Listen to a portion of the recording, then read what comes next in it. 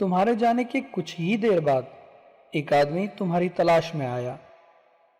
ہمارے شہر کی طرف بڑھنے کے کچھ ہی دیر بعد کار عجیب آوازیں کرنے لگ گئی۔ لاسٹ ویڈیو میں ہم نے ڈسکس کیا تھا کہ فوراً بعد اور کچھ ہی دیر بعد اردو کے یہ دونوں فریزز کس قدر کنفیوزنگ ہیں، کس قدر معمولی سا فرق ان دونوں کو ڈیفرینشیٹ کرتا ہے۔ فریز فوراً بعد لاسٹ ویڈیو میں ڈسکس ہو چکا۔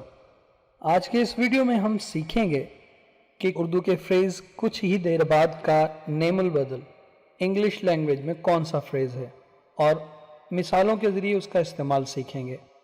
دوستو، اردو کے فریز کچھ ہی دیر بعد کے لیے انگلش میں جو فریز استعمال ہوتا ہے وہ ہے شورٹلی آفٹر۔ آئیے چند مثالوں کے ذریعے ہم دیکھتے ہیں کہ انگلش کے سینٹنسز میں اس کو کیسے استعمال کیا جاتا ہے۔ تمہارے جانے کے کچھ ہی دیر بعد ایک آدمی تمہاری تلاش میں آیا۔ Shortly after you left, a man came here looking for you. Shortly after you left, a man came here looking for you. کھانے کے کچھ ہی دیر بعد مجھے بخار محسوس ہونے لگ گیا۔ I started to feel fever shortly after the meal. I started to feel fever shortly after the meal. اڑنے کے کچھ ہی دیر بعد جہاز کریش کر گیا۔ The plane crashed shortly after take-off.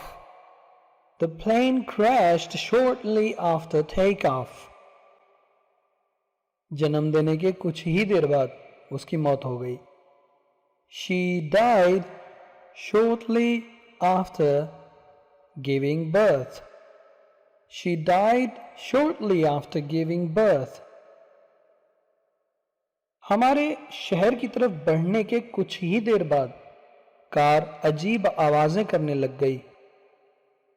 Shortly after we moved to the city, the car started to make a strange noise. Shortly after we moved to the city, the car started to make a strange noise. That's it, guys. Take care.